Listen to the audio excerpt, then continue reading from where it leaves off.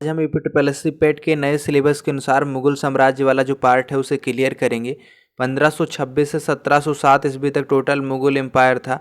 दोस्तों आपको बता दें कि दिल्ली सल्तनत के पतन के बाद जब मुगल साम्राज्य की स्थापना हुई थी तो इसका जो संस्थापक था वो जहीरुद्दीन मोहम्मद बाबर था। दोस्तों आपको बता दें क्योंकि जब लोदी वंश का अंत हुआ तो इब्राहिम लोदी की हत्या बाबर ने ही करी थी पानीपत के पहले युद्ध में। तो पानीपत के पहले युद्ध के बाद दिल्ली सल्तनत का काल खत्म हुआ था और 1206 से 1526 तक का ये जो पूरा सल्तनत काल चला था ये खत्म हुआ और इसके बाद अब मुगलों का अधिकार हुआ भारत पर और मुगल साम्राज्य चला अपने भारत पर। दोस्तों आपको बता दें कि मुगलों का मेन जो था वो बाबर था, क्योंकि बाबर ही सबसे पहले भारत में आया मुगलों की ओर से। तो दिल्ली सल्तनत के जब पतन हुआ तो उसके बाद मुगल साम्राज्य की स्थापना हुई। तत्पश्चात इसका संस्थापक जो था वो जहीरुद्दीन मोहम्मद बाबर था। तो दोस्तों आपसे पूछा जा सकता है कि बाबर का पूरा नाम क्या था। बाबर का पूरा नाम था जहीरुद्दीन मोहम्मद बाबर।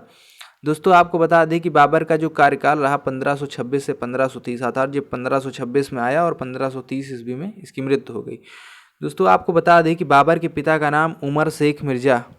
क्या नाम था बाबर के पिता का? बाबर के पिता का नाम था उमर शेख मिर्ज़ा और माता का नाम था कुतलुग निगार खां। दोस्तों आपको बता दें कि बाबर के पिता का नाम वैसे ज़्यादा इम्पोर्टेंट है लेकिन माता का नाम जो उतना नहीं इम्पोर्टेंट है। बाबर अपने पिता की ओर से तैमूर का 5वां वंशज था और माता की ओर से चंगेज खां का 14वां वंशज था। दोस्तों आपको बता दें कि आप इस पॉइंट को हो सकता है ना समझ पाए हों। जो बाबर के पिता थे ये तैमूर के वंशज थे जबकि इनकी माता जो थी वो चंगेज खां के वंशज थी। तो अगर ये अपने पिता की दृष्टि से देखा जाएगा तो तैमूर का 5वां वंशज था, जबकि माता की ओर से अगर इसको पुत्र मानकर देखा जाएगा तो ये चंगेज खां का 14वां वंशज था। बाबर को भारत पर आक्रमण करने हेतु आलम खां एवं दौलत खां लोदी ने निमंत्रण दिया था। दोस्तों आपको बता दें कि इब्राहिम लोदी उस समय शासन कर रहा था, जो कि लोदी वंश का शासक था, अंतिम शासक था। दोस्तों आपको बता दें कि उसी के समय बाबर ने भारत पर आक्रमण किया और आक्रमण का न्योता किसने दिया भारत में बाबर को? आलम खां एवं दौलत खां लोदी, इन दोनों ने ही बाबर को भारत पर आक्रमण करने के लिए निमंत्रण दिया। पानीपत का पहला युद्ध जो था, दोस्तों आपको बता दें कि पानीपत हरियाणा में पड़ता है। पानीपत बहुत ही इंपॉर्टेंट है। पानीपत का पहला युद्ध कब हुआ? 1526 ईस्वी में बाबर एवं इब्राहिम लोदी के बीच हुआ था। और दोस्तों ये बाबर का भारत पर 5वां आक्रमण था। बाबर इससे पहले कई आक्रमण कर चुका था भारत पर, 5 आक्रमण, चौथा 4 आक्रमण कर चुका था, तो ये 5वां आक्रमण था। दोस्तों आपको बता दें कि पानीपत का पहला युद्ध 1526 ईस्वी में बाबर और इब्राहिम लोदी के बीच हुआ, जिसमें इब्राहिम लोदी युद्ध भूमि में ही मारा गया और बाबर की विजय हुई। दोस्तों ये एक ऐसा युद्ध हुआ जिसमें कोई भी शासक उसी युद्ध भूमि में ही मारा गया हो, बल्कि इससे पहले जो और युद्ध हुए सल्तनत काल में उसमें कोई ऐसा शासक नहीं हुआ जो युद्ध भूमि में ही मारा गया हो। तो इसलिए बहुत बार दोस्तों आपको पूछा जाता है कि इब्राहिम लोदी की हत्या कैसे हुई। पानीपत के युद्ध में बाबर की विजय के कारण उनकी सैन्य कुशलता और तुलगुमा युद्ध पद्धति तथा तोपखाने का प्रयोग था। वैसे दोस्तों आपको बता दें कि तोपखाने के बारे में तो आप जानते ही होंगे और सैन्य कुशलता मतलब सैनिक की कुशलता, लेकिन आप हो सकता है तुलगुमा युद्ध पद्धति क्या होती इसके बारे में ना जानते हो। दोस्तों आपको बता दें कि तुलगुमा युद्ध पद्धति एक प्रकार की युद्ध की प्रणाली है। युद्ध प्रणाली ऐसी प्रणाली है क्योंकि उसमें सेना को कई कटकों में विभाजित कर दिया जाता है, सेना को कई गुटों में बांट दिया जाता है और दुश्मन के ऊपर इस प्रकार से आक्रमण किया जाता है, आगे से भी सेना रहती है और दुश्मन के पीछे से भी सेना अटैक करती है। तो कहने का मतलब है तुलगुमा पद्धति में सेना को कई विभागों में बांट करके आगे और पीछे से दोनों तरफ से शत्रु के ऊपर हमला किया जाता है, जिससे शत्रु को समझ में नहीं आता कि यथार्थ जो विपक्ष के सैनिक है वो आ किधर से रहे, पीछे से आगे से। कभी वो अगर आगे युद्ध करने जाता है शत्रु उसका तो पीछे से सेना वार कर देती है। यही पद्धति होती थी तुलगुमा पद्धति, जो बाबर ने सबसे पहले अपनाई थी और उसकी सफलता का राज यही था। दोस्तों आपको बता दें कि बाद 1527 ईस्वी में बाबर का खानवा का युद्ध हुआ और बाबर और राणा सांगा के बीच हुआ, लेकिन इसमें फिर बाबर की विजय हुई और राणा सांगा पराजित हुआ। और बाबर ने खानवा के युद्ध में जिहाद अर्थात धर्म युद्ध की घोषणा की थी। किसकी घोषणा की थी? बाबर ने खानवा के युद्ध में जिहाद धर्म युद्ध की घोषणा की थी तथा विजय के बाद गाजी की उपाधि धारण करी थी। बाबर ने खानवा के युद्ध में, और खानवा का युद्ध कब हुआ था? 1527 में। किसके किसके बीच? 1528 बाबर और राणा सांगा के बीच हुआ। और जब बाबर ने खानवा के युद्ध में ये जिहाद अर्थात धर्मयुद्ध की घोषणा करी थी तो विजय के पश्चात उसने गाजी नाम की एक उपाधि धारण करी थी। तो बहुत बार हो सकता है पूछा जाए परीक्षा में कि गाजी नाम की उपाधि किसने धारण करी थी बाबर ने, वो कब व किसके परिप्रेक्ष्य में, तो खानवा विजय के उपलक्ष्य में बाबर ने गाजी नाम की उपाधि धारण करी थी। दोस्तों आपको बता दें कि चंदेरी का युद्ध जो था 1528 ईस्वी में बाबर और मेदिनी राय के बीच में हुआ था। मेदिनी राय क्या थे, मालवा के शासक थे, जिसमें बाबर की जीत हुई थी। इसमें भी बाबर जीता। दोस्तों आपको बता दें कि ये चारों युद्ध जो बाबर ने लड़े थे घाघरा का युद्ध तक, सब में बाबर की ही विजय हुई है। तो इसको याद रखना बहुत ही सरल हो गया आपके लिए, क्योंकि इसमें और किसी की विजय नहीं हुई। किसके किसके साथ हुआ आप ये पढ़ लेंगे, उसके बाद सब में चारों में बाबर की विजय हुई। और इसको याद कैसे करना है, मैं इस वाले क्वेश्चन, इस वाले टॉपिक, इस वाले पॉइंट को पढ़ा करके अभी तुम्हें तुरंत याद करवा दे रहा हूँ एक ट्रिक से। 1529 का जो घाघरा का युद्ध था बाबर और अफगान शासकों के बीच हुआ। किसके हुआ, बाबर और अफगान शासकों के बीच हुआ। 1529 का जो घाघरा का युद्ध था। दोस्तों अब आपको बता दें कि और इसमें भी बाबर की जीत हुई थी। तो ये जो 1526, 1527, 1528, 1529 ये क्रम से जो युद्ध हुए चारों, और इसमें चारों में बाबर की ही विजय हुई। तो हम इसको कैसे याद कर पाएंगे। दोस्तों आपको एक चीज़ इम्पोर्टेंट रखना है, याद रखना है, बाबर ने खाना खाया, क्या खाया, खाना खाया, और खाना खाकर घर गया, खाना खाकर चल दिया। क्या हुआ, पहले खाना खाया और बाबर ने खाना खाया, खाना खा करके उसने चलना शुरू किया, और चलने के बाद कहाँ गया, वो घर गया। तो आप इस चीज़ को याद रखेंगे बस। पानीपत का पहला युद्ध आपको याद ही रहेगा कि 1526 ईस्वी में हुआ था, बैटल ऑफ पानीपत। तो दोस्तों आपको बता दें कि उसके बाद में जो है, और आपको सीरियल से याद करना, 1526, 1527, 1528, 1529। तो बाबर ने क्या किया, खाना खाकर चल करके घर गया। बाबर खाना खाकर चल करके घर गया। खाना खाया मतलब खानवा का युद्ध। तो 1526 आप याद कर लीजिए कि पानीपत का पहला युद्ध, उसके बाद में बाबर ने खाना खाकर चल करके घर गया। बाबर खाना खाकर चल करके घर गया। खाना खाकर मतलब खानवा का युद्ध। और खानवा का युद्ध किसके साथ हुआ, बाबर और राणा सांगा के साथ हुआ, जिसमें राणा सांगा पराजित हुआ और बाबर विजयी रहा। बाबर चारों युद्धों में विजयी रहा। उसके बाद में खाना खाया और खाना खाकर चल दिया, चल फॉर चंदेरी, चा फॉर चंदेरी। तो चंदेरी का युद्ध, इसमें फिर बाबर और मेदिनी राय के बीच युद्ध हुआ। इसमें मेदिनी राय पराजित हुआ और बाबर पुनः जीता। और उसके बाद में दोस्तों घर गया। घर करने का मतलब, घर जाने का मतलब, घा से घाघरा, यानी घाघरा का युद्ध, जो कि 1529 में हुआ था। तो 1526 में पानीपत का पहला युद्ध इब्राहिम लोदी के साथ बाबर के बीच हुआ, जिसमें इब्राहिम लोदी युद्ध भूमि में ही मारा गया। उसके बाद में 1527 में खानवा का युद्ध 1527 में हुआ। राणा सांगा बाबर के बीच में, राणा सांगा इसमें भी पराजित हुआ, बाबर विजयी रहा। उसके बाद में 1528 में चंदेरी का युद्ध मेदिनी राय एवं बाबर के बीच हुआ। उसके बाद में घाघरा का युद्ध बाबर और अफगान शासकों के बीच हुआ, जिसमें बाबर की विजय हुई। तो दोस्तों बाबर ने खाना खाया, खाना खाकर चल करके घर गया। ये चीज़ आप याद रखेंगे, आपको लर्न हो जाएगा। दोस्तों आपको बता दें कि मैं वैसे अयोध्या डिस्ट्रिक्ट से ही बिलोंग करता हूं। तो अयोध्या की जो बाबरी मस्जिद है, इस राम जन्मभूमि और बाबरी मस्जिद विवाद आपने बहुत ज़्यादा खबरों में सुना होगा। वैसे दोस्तों अभी इसका पूरा फाइनल हो गया है ये विवाद। तो 1529 अब राम मंदिर वहाँ बनेगा, और फैजाबाद से ही थोड़ा दूर पर है, एक जगह दी गई है मस्जिद के लिए। कहने का मतलब है सुप्रीम कोर्ट ने इसका बंटवारा कर दिया है, इसका फाइनल रिजल्ट आ गया है।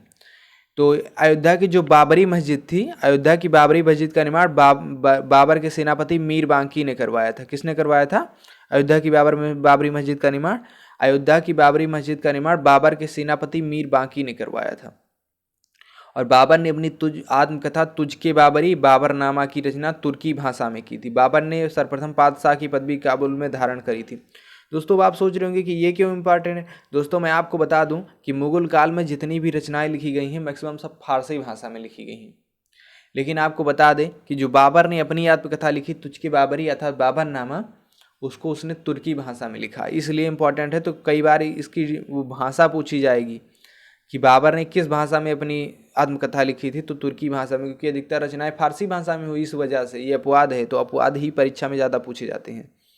मृत्यु के पश्चात पहले बाबर को आगरा अर्थात आराम बाग में दफनाया गया, परंतु बाद में शेरशाह सूरी के समय काबुल में दफनाया गया। कहने का मतलब है इस प्रकार बाबर को दो जगह दफनाया गया था, पहले आगरा में आराम बाग में, फिर उसके बाद शेरशाह सूरी के समय काबुल में दफनाया गया।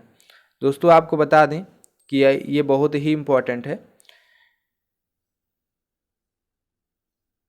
जो हुमायूं था, हुमायूं 1530 से 1540 और 1555 से 1556 के बीच में भारत पर शासन किया। मुगल साम्राज्य के रूप में। और हुमायूं ने अपने साम्राज्य को अपने भाइयों में भी बांटा। हुमायूं का जो मुख्य प्रतिद्वंदी था वो शेरशाह सूरी था। हुमायूं ने दीन पनाह नामक नगर की स्थापना करी थी और उसने सप्ताह में 7 दिनों 7 रंगों के कपड़े पहनने के नियम बनाए, क्योंकि वो ज्योतिष में विश्वास करता था। दोस्तों ज्योतिषी लोग ऐसा कहते हैं कि इस दिन ये वाले कलर का कपड़ा पहनिए, इस दिन ये वाले कलर का कपड़ा पहनिए, आपके लिए शुभ होगा। तो ज्योतिष में विश्वास करता था, तो इसलिए सप्ताह में 7 दिन नए नए प्रकार के कपड़े पहना करता था। और जो हुमायूं था इसका मुख्य प्रतिद्वंदी था, मुख्य विरोधी कौन था? शेरशाह सूरी था। और हुमायूं ने अपने पूरे साम्राज्य को अपने भाइयों में भी बांट दिया था। दोस्तों आपको बता दें कि जो कन्नौज और बिलग्राम का युद्ध हुआ था, कन्नौज और बिलग्राम का युद्ध 1540 ईस्वी में हुआ। 1540 ईस्वी में हुआ और इसमें हुमायूं को निर्वासित जीवन जीना पड़ा। इस युद्ध में शेर खान ने हुमायूं को पराजित किया। और इसके बाद दोस्तों जो 1539 का चौसा का युद्ध हुआ था उसमें भी हुमायूं को मुँह की खानी पड़ी थी। कन्नौज या बिलग्राम का युद्ध कब हुआ था? 1540, और इसमें हुमायूं को हार खानी पड़ी, मुँह की खानी पड़ी शेरशाह सूरी द्वारा। और शेरशाह सूरी से हुमायूं पराजित किया गया। शेरशाह सूरी द्वारा हुमायूं पराजित हुआ और इसके बाद हुमायूं ईरान भाग गया। वहाँ से वापस आकर उसने सरहिंद का युद्ध कब हुआ था? 1555 ईस्वी में। तो दिल्ली की गद्दी प्राप्त की थी। और दोस्तों आपको बता दें कि बहुत बार पूछा जाता है कि किस मुगल शासक की मृत्यु पुस्तकालय की सीढ़ियों से गिरकर हो गई? तो दीन पनाह एक पुस्तकालय हुआ करता था उसी लाइब्रेरी से। तो दीन पनाह की सीढ़ियों से गिरकर हुमायूं की मृत्यु 1 जनवरी 1556 को हो गई। और बाबर की पुत्री और हुमायूं की बहन गुलबदन बेगम ने हुमायूंनामा की रचना करी। ये बहुत ही इंपॉर्टेंट है दोस्तों, आप इसे लर्न रखिएगा। उसकी बहन जो थी बाबर की पुत्री और हुमायूं की बहन, बाबर की पुत्री क्योंकि बाबर का ही लड़का तो हुमायूं था, तो बाबर की पुत्री क्या होगी? बाबर की पुत्री हो जाएगी गुलबदन बेगम। और गुलबदन बेगम ने क्या लिखा था? हुमायूंनामा लिखा था। तो ये बहुत ही इम्पोर्टेंट है क्योंकि अधिकतर आप देखेंगे कि जो साहित्यकार होते थे उनके राज्य के, वही लोग ज़्यादा ये लिखते थे। शेरशाह सूरी अब आता है 1540 से 1545 तक इसने शासन किया। और शेरशाह सूरी ने किस वंश की स्थापना करी? सूरी वंश की। उसने चौसा के युद्ध अर्थात 1539 और कन्नौज या उसी को बिलग्राम के युद्ध के नाम से भी जाना जाता है। कन्नौज के पास एक बिलग्राम पड़ता है, वहीं युद्ध हुआ था, तो कन्नौज और बिलग्राम इसको दोनों कहा जाता। 1540 के युद्ध में हुमायूं को पराजित कर दिल्ली पर अधिकार कर लिया। और शेरशाह ने जीटी रोड अर्थात ग्रांड ट्रंक रोड की मरम्मत करवाई थी। उसने एक सुदृढ़ डाक व्यवस्था का प्रचलन भी किया था। और दोस्तों आपको बता दें कि शेरशाह सूरी ने दिल्ली के वर्तमान किले के स्वरूप का निर्माण करवाया था। और दोस्तों शेर खां के रूप में एक पहले संक्षिप्त परिचय हम जान लेते हैं, ये थोड़ा इंपॉर्टेंट है। शेर खां के पिता का नाम क्या था? हसन खां। और शेर खां के बचपन का नाम बहुत बार पूछा गया कि शेरशाह सूरी के बचपन का नाम क्या था? तो शेरशाह सूरी के बचपन का नाम क्या था? फरीद खां। और इसने किस वंश की स्थापना की थी? सूरवंश या सूरी वंश। और शेर खां की उपाधि देने वाला कौन था? बहार खां लोहानी ने इसे शेर खां की उपाधि दी थी। और मकबरा इसका सासाराम बिहार में है। जौनपुर पूर्व में सिराज के नाम से प्रसिद्ध था और यहीं इसने शिक्षा अर्जित करी थी। शेरशाह ने एक सुदृढ़ प्रशासनिक व्यवस्था का निर्माण किया जो अकबर के समय तक चलती रही। दोस्तों आपको बता दें कि शेरशाह ने भूमि माप के लिए सिकंदरी गज का प्रयोग किया था। किसका प्रयोग किया था? सिकंदरी गज का प्रयोग किया था शेरशाह सूरी ने। और दोस्तों जो शेरशाह ने तांबे का दाम 380 ग्रेन का और चांदी का रुपये 180 ग्रेन का नामक नवीन सिक्के भी चलाए। मलिक मोहम्मद जायसी ने इसी समय पद्मावत की रचना की थी। अर्थात शेरशाह सूरी के समय ही पद्मावत की रचना हुई मलिक मोहम्मद जायसी द्वारा। मलिक मोहम्मद जायसी में जायसी इसलिए कहा जाता है क्योंकि इनका जन्म जायस में हुआ था, यूपी के से महोबा डिस्ट्रिक्ट में पड़ता है। शेरशाह की मृत्यु 1500 नहीं इधर जायस है, एक जायस में जन्म लेने की वजह से इनको मलिक मोहम्मद जायसी कहते, मलिक मोहम्मद जायसी। और शेरशाह की मृत्यु 1545 ईस्वी में कलिंजर पर आक्रमण करते समय उक्का नामक आग्नेय अस्त्र चलाते समय हुई। दोस्तों कहते हैं कि जो गोला बारूद था वो इनके पास ही फट गया और इनकी मृत्यु हो गई। तो शेरशाह की मृत्यु 1545 ईस्वी में कलिंजर पर आक्रमण के समय उक्का नामक आग्नेय अस्त्र चलाते समय हो गई थी कलिंजर में। कलिंजर कहाँ पड़ता है? बांदा के पास पड़ता है। अकबर का पूरा नाम क्या था? अकबर का पूरा नाम था जलालुद्दीन मोहम्मद अकबर। क्या नाम था अकबर का? अकबर का पूरा नाम था जलालुद्दीन मोहम्मद अकबर। ये बहुत बार पूछा गया है दोस्तों, तो ये थोड़ा इम्पोर्टेंट है, आप इसे याद रखिएगा। अकबर का पूरा नाम क्या था? जलालुद्दीन मोहम्मद अकबर। और 1556 से 1605 ईस्वी तक अकबर ने शासन किया। अकबर का जन्म जो था 1542 ईस्वी में अमरकोट वीरसाल के महल में हुआ था। क्योंकि उस समय हुमायूं ने शरण ली थी शेरशाह सूरी से हार कर। कहाँ पर? अमरकोट बेरसाल के राजा के यहाँ। और अकबर का राज्याभिषेक 14 वर्ष की आयु में ही पंजाब के कलानौर नामक एक स्थान पड़ता है वहीं पर हो गया था। और अकबर का संरक्षक कौन था? अकबर का संरक्षक बैरम खां था। पानीपत, ये बहुत इंपॉर्टेंट है कि अकबर का संरक्षक कौन था? बैरम खां। अकबर ने पानीपत का दूसरा युद्ध 5 नवंबर 1556 ईस्वी को हेमू के साथ लड़ा था। पानीपत का दूसरा युद्ध किसके साथ हुआ था? अकबर का हेमू के साथ। कब? 1556 ईस्वी में 5 नवंबर में। और पानीपत का पहला युद्ध इब्राहिम लोदी और बाबर के बीच में, बाबर इसमें विजयी रहा है। इब्राहिम लोदी की युद्ध भूमि में ही मृत्यु हुई। दोस्तों आपको बता दें कि जो कछवाहा राजपूत परिवार थे, इन्होंने सर्वप्रथम अकबर के साथ वैवाहिक संबंध स्थापित किया। हरखा बाई, आपने नाम सुना होगा, जोधा बाई से विवाह करके अकबर ने वैवाहिक संबंध स्थापित किए जोधा बाई अर्थात हरखा बाई से। दोस्तों अकबर के दरबार में 9 रत्न थे। तो 9 रत्न के बारे में परीक्षा में बहुत बार पूछा जाता है कि कौन कौन थे अकबर के 9 रत्नों में से। तो दोस्तों आपको बता दें कि अबुल फजल थे, फैजी थे, तानसेन, तानसेन तो संगीतकार थे, बीरबल थे, टोडरमल थे। राजा मानसिंह टोडरमल का जन्म कहाँ हुआ? सीतापुर में। इन्होंने दहसाला पद्धत भू राजस्व से एक रिलेटेड है, उसी को दिया था। दोस्तों आपको बता दें कि अब्दुल रहीम खान ने खाना भी इन्हीं के 9 दरबार के, मुल्ला दो प्याजा और हकीम हुमाम, ये 9 अकबर के दरबार के 9 रत्न थे।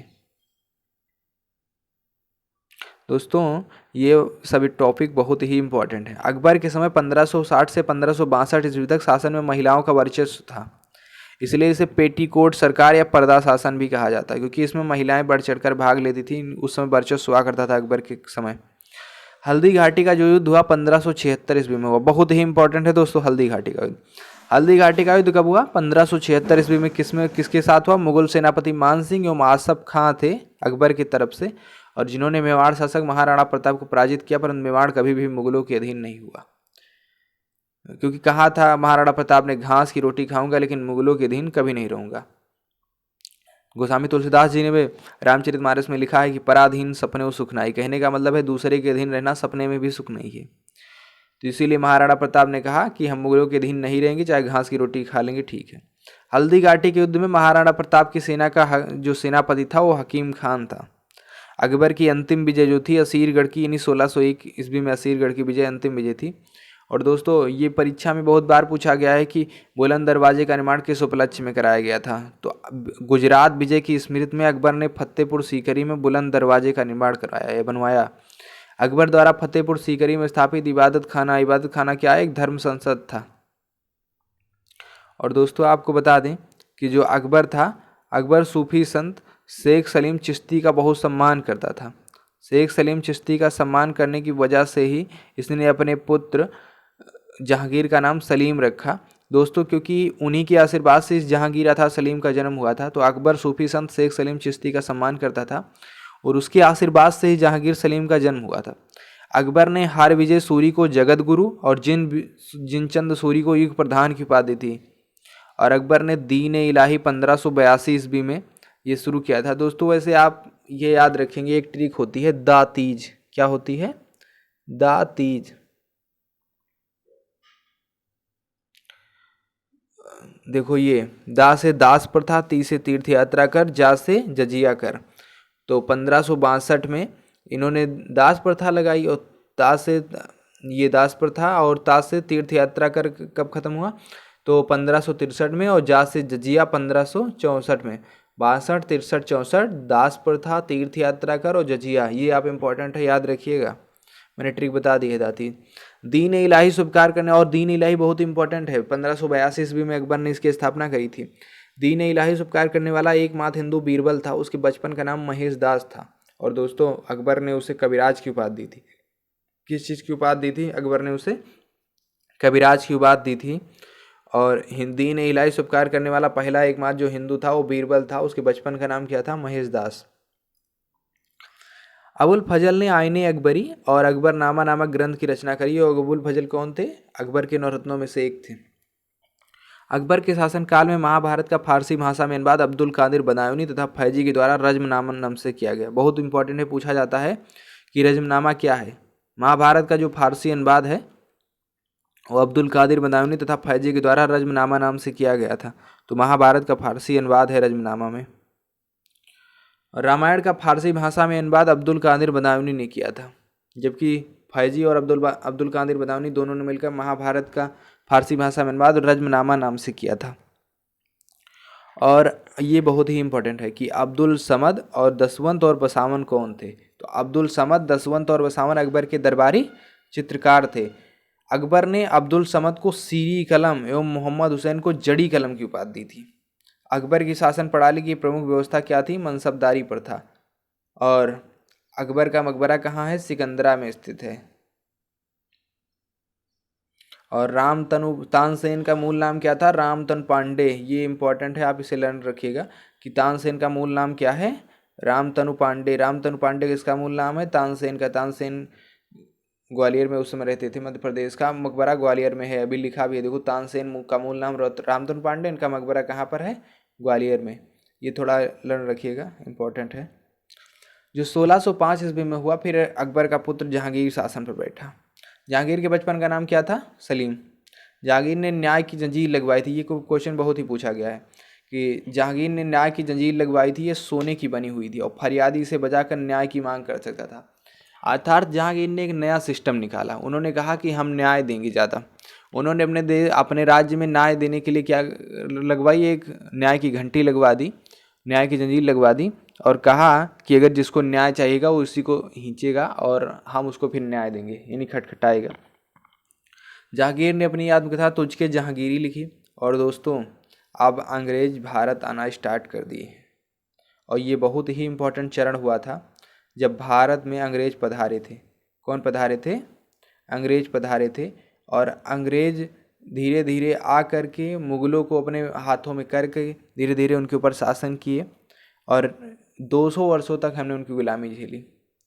तो कहने का मतलब है, अगर इसी जहांगीर ने उनको आदेश ना दिया होता रुकने के लिए, तो ये भारत कभी गुलाम ना हुआ होता अंग्रेजों का। दोस्तों, मेरा आपसे एक क्वेश्चन है। अभी हाल ही में CWG हुआ है, कॉमनवेल्थ गेम, तो उसमें चाइना ने पार्टिसिपेट किया है। आपको चाइना के मेडल सुनाई नहीं दिए, क्योंकि हर बार आप देखते रहे होंगे कि चाइना ने इतने मेडल जीते, जबकि अब की बार चाइना के मेडल नहीं सुनाई दिए कि चाइना ने इतने मेडल जीते। आपकी सिर्फ भारत ही सुनाई दिया। भारत चौथा स्थान पर था। तो दोस्तों, आपको बता दें कि कॉमनवेल्थ गेम्स उन्हीं देशों द्वारा आयोजित किया जाता है जो कि पहले कभी न कभी ब्रिटेन अर्थात इंग्लैंड के गुलाम रहे हों। तो चाइना कभी ब्रिटेन का गुलाम रहा नहीं, तो इस वजह से कॉमनवेल्थ गेम में चाइना भाग नहीं लेता। दोस्तों, आपको बता दें कि जहांगीर से मिलने 1608 ईस्वी में कैप्टन हॉकिंस सबसे पहले आया और 1615 ईस्वी में टॉमस रो भारत आए। तो पहले कौन आया? कैप्टन हॉकिन आया। क्योंकि दोस्तों, आपको बता दें कि पहले कप्तान बड़ा होता है ना, तो कैप्टन कौन है? कैप्टन हॉकिंस है। तो कैप्टन बड़ा होता है, तो कैप्टन पहले आया। आप ऐसे दिमाग लगा लेंगे, अपना थोड़ा माइंड सेट कर लेंगे कि हमने कैप्टन बड़ा होता है तो यानी कैप्टन पहले आएगा। तो कैप्टन पहले आएगा तो यानी कैप्टन विलियम हॉकिंस पहले आएगा। और कब आया था? 1608। और 1615 ईस्वी में सर टॉमस रो भारत आए। जहांगीर ने विलियम हॉकिंस को इंग्लिश खान की उपाधि दी और तंबाकू की खेती जहांगीर के समय शुरू हुई। जहांगीर की पत्नी का नाम क्या था? नूरजहां। इनका वास्तविक नाम मेहरुन्निसा था। जहांगीर की पत्नी नूरजहां थी और इसकी पत्नी का जो वास्तविक नाम था मेहरुन्निसा था। जहांगीर का जो काल था वो चित्रकला का क्या कहलाता? स्वर्ण काल। जहांगीर ने 5वें गुरु, सिखों के 5वें गुरु गुरु अर्जुन देव को फांसी दिलवा दी।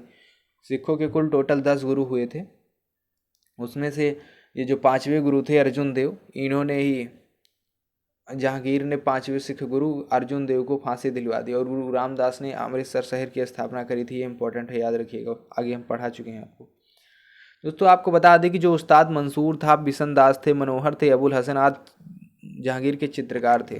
तो दोस्तों, चित्रकार और कलाकार किसी भी शासक के बहुत इंपॉर्टेंट होते थे, क्योंकि प्राचीन समय में ना क्या होता था, मुगलों के काल में ये जो कला वगैरह थी, आर्ट एंड कल्चर को लोग बहुत ज़्यादा प्रमोट करते थे। तो इस वजह से बहुत बार परीक्षा में पूछा जाता है कि ये कलाकार किस शासक के दरबार में रहता था। और दोस्तों, आपको बता दें कि जहांगीर ने नादिर उल जमा की पदवी अबुल हसन को दी थी और नादिर उल असर की पदवी उस्ताद मंसूर को दी थी। इस्मात उद्दौला का मकबरा कहाँ पर स्थित है? आगरा में। जहांगीर का मकबरा शाहदौरा यानी लाहौर में स्थित है। और जहांगीर ने तंबाकू के प्रयोग पर प्रतिबंध भी लगा दिया था। तंबाकू की खेती वैसे शुरू हुई थी इसी के शासनकाल में, लेकिन प्रतिबंध इसने जरूर लगा दिया था। दोस्तों, अब आपको बता दें कि जहांगीर के बाद उसका अगला उत्तराधिकारी हुआ शाहजहां। शाहजहां के बचपन का नाम क्या था? खुर्रम। शाहजहां की प्रिय पत्नी अर्जुमंद बानो बेगम थी और इसी का नाम था मुमताज़। दोस्तों आपको बता दें कि मुमताज़ से शाहजहाँ बहुत ही प्रेम करता था। ये प्रेम के वशीभूत होकर मुमताज़ से इतना प्रेम करता था कि आपको मैं क्या बताऊं। दोस्तों आपको बता दें कि प्रेम की इमारत इन्होंने बनवा दी। प्रेम की इमारत, ताजमहल है प्रेम की इमारत, प्रेम की निशानी बनवा दी।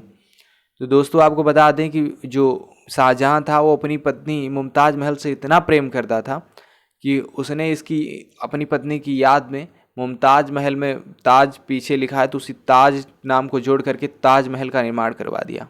और ताजमहल आज भी दो प्रेमी जोड़ों की निशानी है। कहने का मतलब है अधिकतर लोग विवाह होने के पश्चात हनीमून के लिए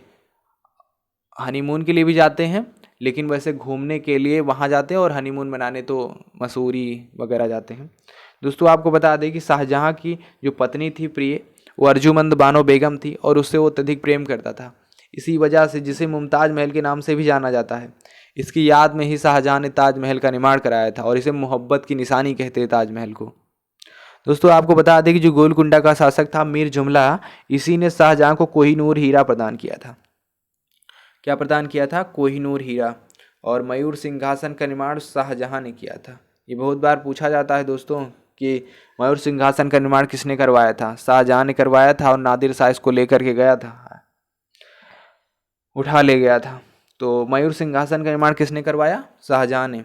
शाहजहाँ का जो काल था वो स्थापत्य कला का स्वर्ण काल कहलाता, जबकि जो जहांगीर का काल था वो चित्रकला का स्वर्ण काल। स्थापत्य कला का मतलब है आर्किटेक्चर, जो ये बहुत मोनूमेंट मतलब जो ये बनते थे, जैसे ताजमहल बनता था, मस्जिदें बनती थी, मतलब ये लोग एक प्रकार से समझिए कि आर्किटेक्ट की ओर ज़्यादा ध्यान, स्थापत्य की ओर ज़्यादा ध्यान थे। इन्होंने मकबरे बहुत बनवाए, इन्होंने मस्जिदें बहुत बनवाई, इन्होंने और कलाकारियाँ करी।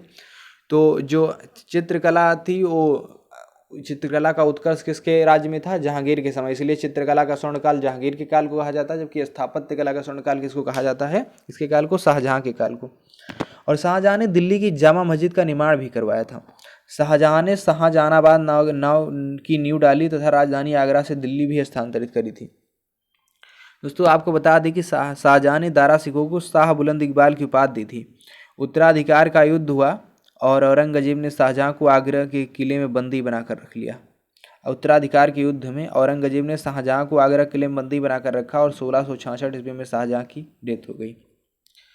दोस्तों अब आपको बता दें कि अब औरंगजेब आता है।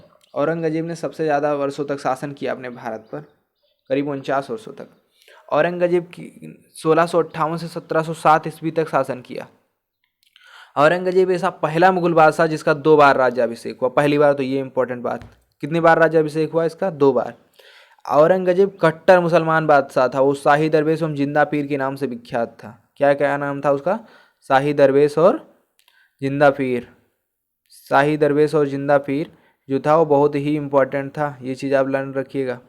दोस्तों आपको बता दें कि औरंगजेब के समय ही सवाई राजा जयसिंह और शिवाजी के बीच 1665 में पुरंदर की संधि हुई थी। सबसे ज़्यादा इंपॉर्टेंट क्वेश्चन कि पुरंदर की संधि किसके किसके साथ हुई?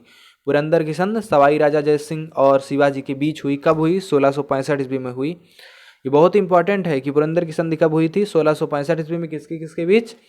सवाई राजा जयसिंह के बीच और शिवाजी के बीच।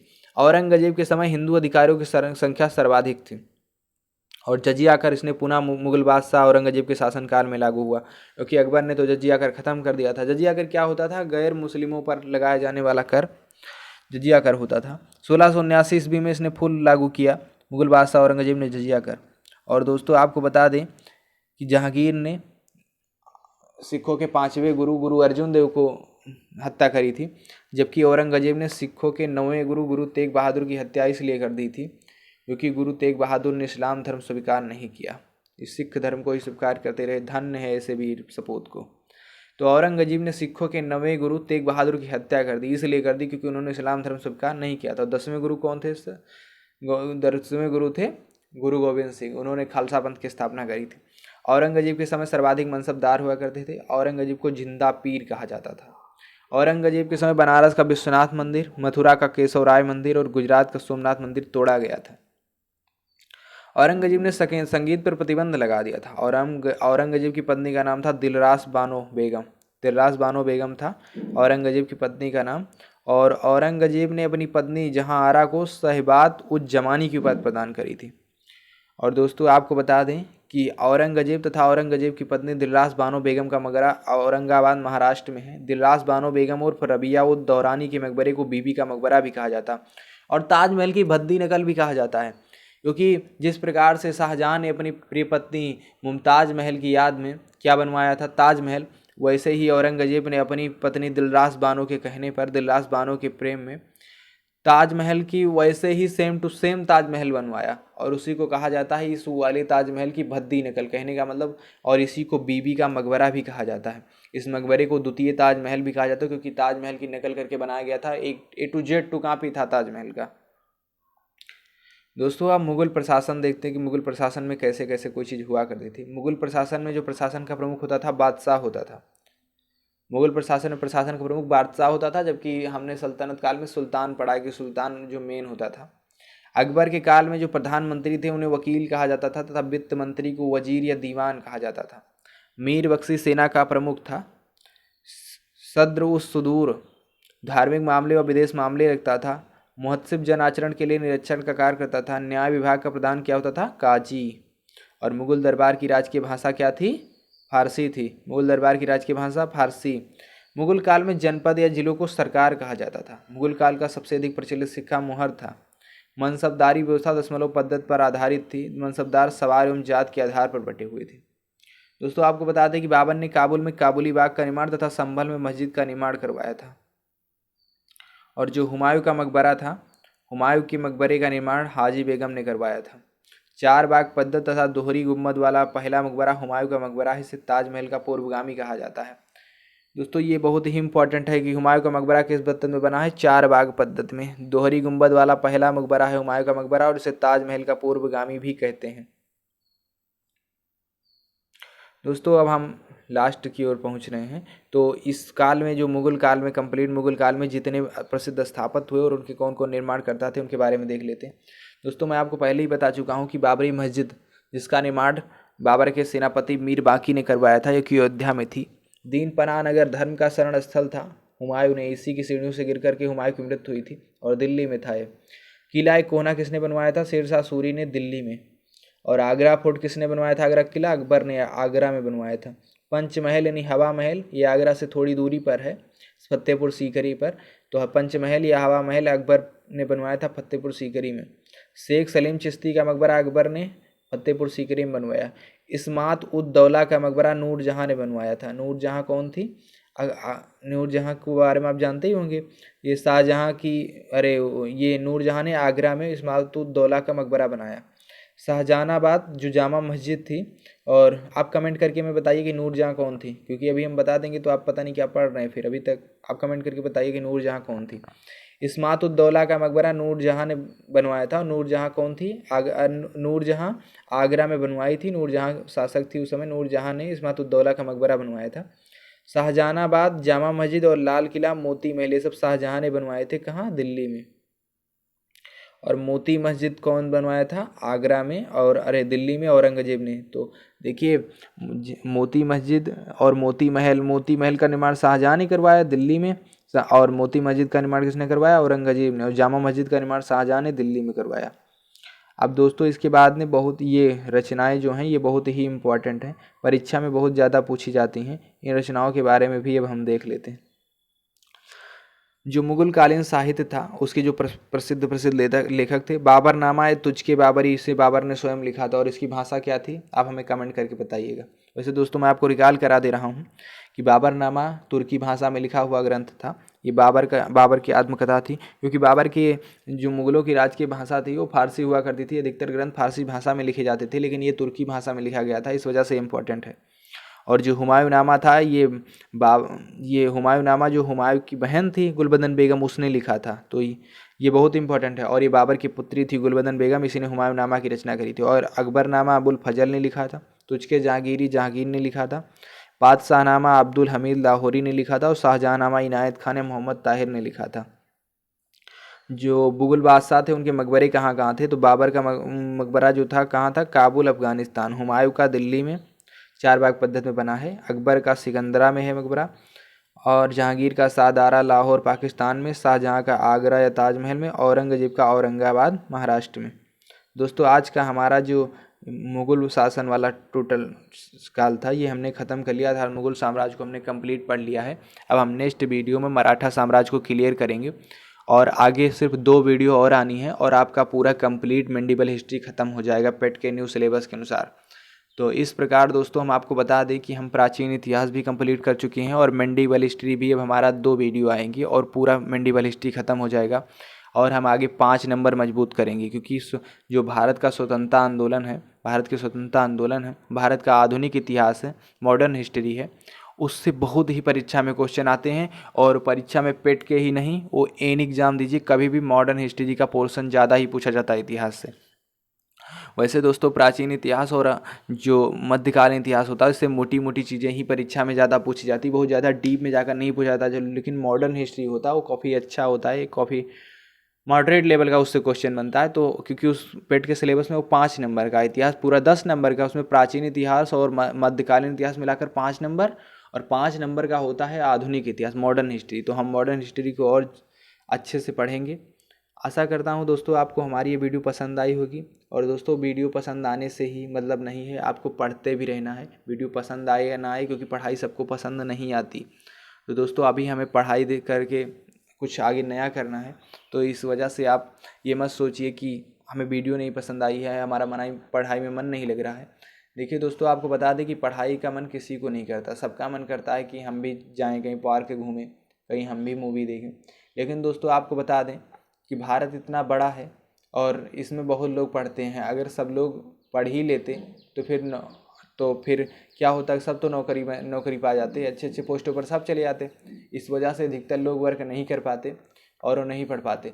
दोस्तों आपको बता दें कि कोई आपका बोर्ड एग्जाम या यूनिवर्सिटी या बीए बीएड का एग्ज़ाम नहीं है, आप कंपटीशन देने जा रहे हैं। कंपटीशन में आप समझिए एक स्कूल से आप लड़ाई नहीं कर रहे होते हैं, आप उन लड़कों से लड़ाई कर रहे होते हैं जो पूरे ऑल इंडिया के होते हैं, और ऑल इंडिया के वो लड़के जो पढ़ने में बहुत तेज़ हो जाते हैं। देखिए दोस्तों आपको बता दें कि अधिकतर लड़के क्या करते हैं, पहले इंटर बाद कोई पॉलिटेक्निक करता है, कोई बीटेक करता है, कोई एमबीबीएस करता है, कोई नीट जेई की तैयारी करता है, कोई बीए करता है, कोई बीएससी करता है, कोई बीकॉम करता है, तो कोई क्या करता है, मतलब बहुत सारी चीज़ें हैं। कोई पैरामेडिकल करता है, कोई नर्सिंग का कोर्स करता है। उसको करने के पश्चात सब लोग आते हैं कंपटीशन की दुनिया में। तो लोग पढ़ करके आ रहे हैं ना कंपटीशन की दुनिया में, और ऑलरेडी कुछ लोग इंटर के बाद से ही कंपटीशन की दुनिया में आ जाते हैं। तो कहने का मतलब है वो ऑलरेडी पढ़ रहे हैं, और किसी भी कंपटीशन या पेपर को देने की एज जो है वो मैक्सिमम 18 to 25 तो होती ही है। तो कहना, और प्लस छोड़ भी 3-4-5 सालों की मिल जाती है ओबीसी SC ST को। और दूसरी बात अधिकतर परीक्षाओं तो 40 साल तक होती हैं।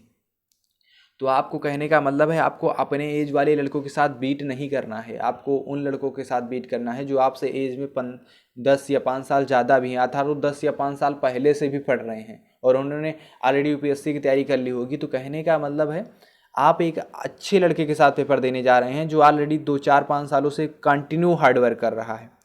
तो आपको उनके साथ जब लड़ना है, आपको ऑल इंडिया के रैंकरों के साथ लड़ना है, तो आपको हार्डवर्क तो करना ही पड़ेगा। क्योंकि आप एक किसी कॉलेज का तो एग्ज़ाम दे नहीं रहे हैं कि आप कॉलेज में 100-50 लड़के हैं उन्हीं से कंप्लीट करना, तो उनको तो आप 1-2 दिन में ही पिछाड़ सकते हैं, कोई बड़ी बात नहीं है।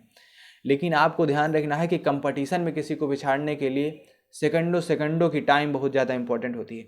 दोस्तों आपको बता दें कि अब अगर आप सोच रहे हो कि अभी हम थोड़ी देर बाद पढ़ लेते हैं, तो दोस्तों यहाँ आप देख रहे हैं कि हमारा रूम पार्टनर अभी नहीं पढ़ रहा है, तो मैं थोड़ा दूर अभी बाद में पढ़ लूँगा जब वो पढ़ेगा। तो ये आप यहाँ कंपटीशन कर रहे हैं ना, लेकिन आप दिल्ली, मुखर्जी नगर और इलाहाबाद के लड़कों को नहीं जान रहे, वो दिन रात एक कर रहे हैं। यहाँ जब हम कहीं पार्क कर रहे होते हैं तो कोई वहाँ बैठकर लक्ष्मीकांत ख़त्म कर रहा होता है, लक्ष्मीकांत एक पॉलिटी की बुक होती, कोई वहाँ स्पेक्ट्रम पढ़ रहा होता है, कोई वहाँ महेश कुमार बर्णवाल की एनसीईआरटी पढ़ रहा होता है, ठीक, कोई वहाँ एनसीईआरटी 6 से 12 की ख़त्म कर रहा होता है। तो कहने का मतलब है हार्ड वर्क में लोग लगे हुए हैं, तो हमें भी हार्ड वर्क करना है, ज़्यादा से ज़्यादा मेहनत करनी है।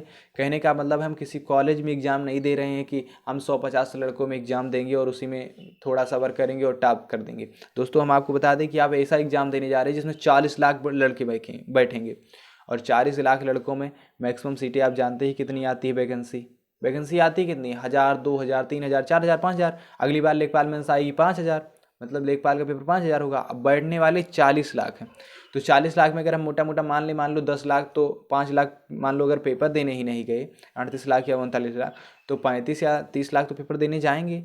पेपर देने 35 लाख में से 34-35 लाख ऑलरेडी जाएंगे, क्योंकि पिछली बार पेट था तो थोड़ा कोविड था, तो इस वजह से लोग जानते भी नहीं थे उसके बारे में, लेकिन अब की बार ऐसा नहीं होने वाला है। तो 34 से 35 लाख अब की बार टोटल पेट के लिए लड़के जाएंगे पेपर देने।